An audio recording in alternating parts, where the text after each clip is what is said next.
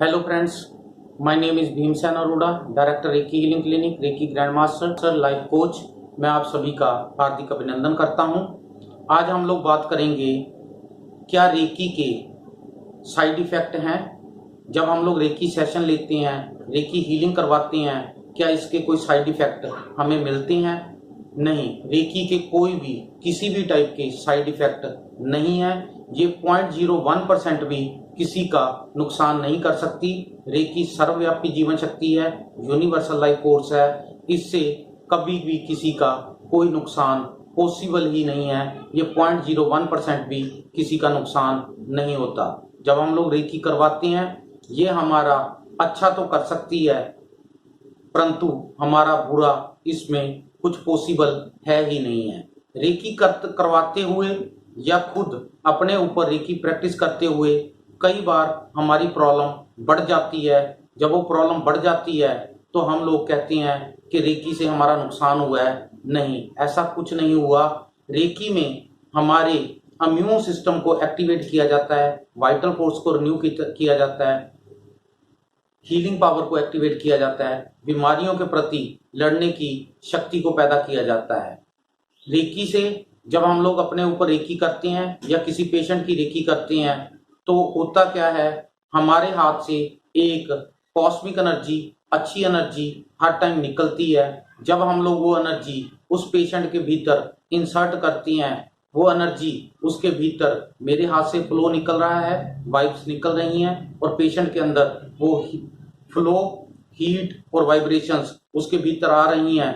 तो उसके भीतर जैसे ये एनर्जी आती है, वैक्यूम इस दुनिया में है नहीं, वैक्यूम नहीं है, खाली जगह कहीं पे भी नहीं है। जैसे ही उसके अंदर गुड एनर्जी, कॉस्मिक एनर्जी उसके भीतर अंदर जाती है, तो वैक्यूम ना होने की वजह से उसकी गंदी एनर्जी, बैड एनर्जी, बीमारियों वाली एनर्जी वहां से बाहर निकल जाती है। वो बाहर जब निकलती है तो वो हमारे ओरे में आ जाती है, हमारे आभा मंडल में आ जाती है। उस वजह से हमें कई बार लगता है कि हमारी प्रॉब्लम बढ़ गई है, क्योंकि इनर ओरे में जैसे ही वो एनर्जी आएगी गंदे वाली, तो एक बार प्रॉब्लम फील होगी, हमें भूचाल सा आएगा। परंतु वो भूचाल का मतलब ये नहीं है कि हमारी बीमारी बढ़ गई है और रेकी के कोई साइड इफेक्ट आ रहे हैं। उसका मतलब ये है कि वो गंदी एनर्जी हमारे भीतर से बाहर आ गई है और अगले दिन रेकी करते हुए हम लोग अपने चक्रा को प्योरीफाई करते हैं या पेशेंट के चक्रा को प्योरीफाई करते हैं, उसके ओरा को साफ करते हैं, उसके आभा मंडल की सफाई करते हैं, जिससे उसके इनर ओरे में से वो एनर्जी निकल जाती है और उसकी प्रॉब्लम सॉल्व हो जाती है। और उसको जो बुरा बुरा सा, बैड सा फील हो रहा था, जो उसको लग रहा था कि साइड इफेक्ट हो गए हैं और मेरी बीमारी बढ़ गई है, वो उसको तुरंत फील होनी खत्म हो जाती है, बंद हो जाती है, महसूस उसको अच्छा होना शुरू हो जाता है। रेकी में इम्यून सिस्टम पे काम किया जा रहा है, इस वजह से हमारी जो प्रॉब्लम है वो हमें महसूस होता है कि बढ़ गई है, जबकि वो बड़ी नहीं होती, वो खत्म हो रही होती है। एलोपैथी में हमारी बीमारी को सुप्रेस किया जाता है, हमारी बीमारी को हमारे भीतर दबा दिया जाता है।